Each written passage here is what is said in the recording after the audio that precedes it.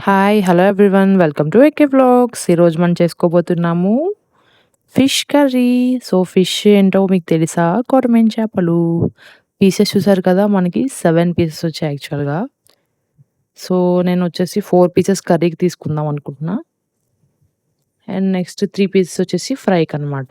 అమ్మకి, నాకు, చెల్లికి. సెపరేట్ చేస్తున్నాను చూసి. దళసరిగా ఉంటే మనకి ఫ్రైకి బాగోవు గదా! అందుకు కొంచెం మీడియంగా ఉన్నవి తీసుకుంటున్నాను ఫ్రై చేసుకోవడానికి. నీట్‌గా అయితే వాష్ చేశాను. పసుపు అండ్ సాల్ట్ ఏసి. ఇప్పుడు మ్యారినేట్ చేసుకుంటున్నాననమాట. మనం ఒక హాఫ్ అన్ అవర్ ముందన్న ఫిష్ మ్యారినేట్ చేసుకుంటే మనకి టేస్ట్ బావుంటుంది. అలాగే మంచిగా ఫ్రై అవుతుందండి. సాల్ట్, కారము వేసేసుకొని ఆయిల్ ప్రెస్ చేసుకుంటాననమాట. అండ్ యాక్చువల్‌గా మేము ఆయిల్ అలా ప్రెస్ చేసుకునేది యూజ్ చేస్తున్నాము. పసుపు ఎందుకేసానంటే మనకి నీసు స్మెల్ రాకుండా ఉంటది. మీకు తెలిసే ఉంటుంది. మా ఇంట్లో ఎలా అయితే ఫస్ట్ మ్యారినేట్ చేస్తాననమాట. ఆయిల్ అలాగా ప్రెస్ చేసి వేస్తున్నా. అంటే ఎక్కువ ఆయిల్ తీసుకోవట్లే. ఎలాగో ఫ్రై డీప్‌లో మనం ఎక్కువ ఆయిల్ యూజ్ చేస్తాం గదా!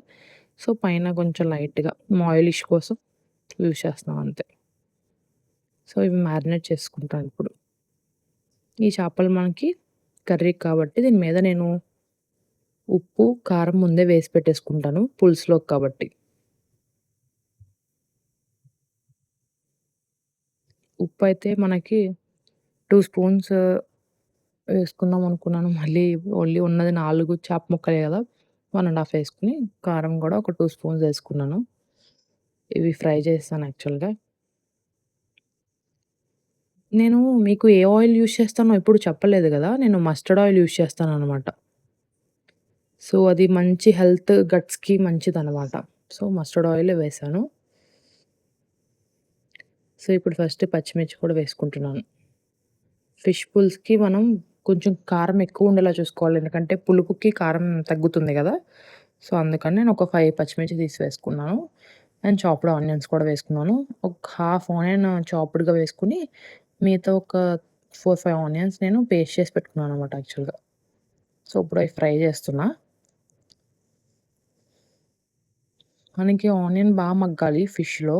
పచ్చి వాసన రాకుండా ఉంటుందనమాట. ఆనియన్ పేస్ట్ కూడా వేసేసుకుంటున్నాను. దీనివల్ల ఏంటంటే మనకి కొంచెం పులుసు వాటరీగా కాకుండా కొంచెం గ్రేవీగా వస్తదనమాట. థిక్‌గా వస్తది. నెక్స్ట్ వచ్చేసి అల్లం వెల్లుల్లి పేస్ట్ కూడా వేసుకుంటున్నాను. ఉల్లిపాయ పేస్ట్ మనకి పచ్చివాసన పోయేలా మగ్గిపోయింది. దాని తర్వాత అల్లం వెల్లుల్లి పేస్ట్. తర్వాత ఈ మ్యారినేట్ చేసి పెట్టుకున్న ఫిషెస్ కూడా వేసేసుకుంటున్నాను. అలా కలుపుకోవాలి. మనం గుర్తుపెట్టుకోండి, చేపలు వేస్తే మాత్రం ఎప్పుడు మనం గరిటె పెట్టకూడదు. అలా పెడితే చేప ముక్క అయిపోతుంది. అలా విదుపుకుంటూ పైకి, మీదకి విదుపుకుంటూ కలుపుకుంటే మంచిగా ఉంటది. చూడండి, చింతపండు నేను గుజ్జయితే తీసి పెట్టుకున్నాను ముందుగానే. నిమ్మకాయ సైజంతా తీసి పెట్టుకున్నాను పులుపు తక్కువ తింటామని. అది ప్యూర్ గుజ్జు తీసి వేసుకున్నామనుకోండి పులుపు పడుతుందనమాట. ఎప్పుడు చేపల పులుసులో ఫస్ట్ మనం గుజ్జుతో చేపల్ని మగ్గించామనుకోండి, చింతపండు గుజ్జుతో, ప్యూర్ గుజ్జుతో, ఆ పులుపు చేపలకు పట్టి ఆ టేస్ట్ బావుంటుంది. వెంటనే నీళ్ళేయకూడదు. అలా గుజ్జు బాగా తీసేసాననమాట నేను ఫస్ట్. సరే, కొంచెంసేపు ఆగి నేనప్పుడు వాటర్ వేస్తాను ఇలాగ.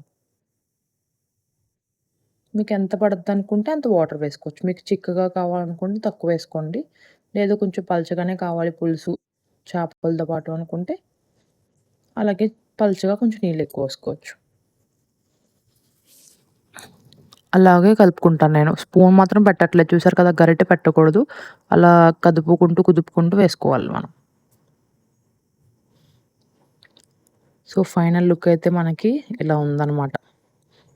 గార్నిష్‌గా మనం కొత్తిమీర అయితే పైన వేసేసుకుంటున్నాము. Thank you for watching. Bye bye.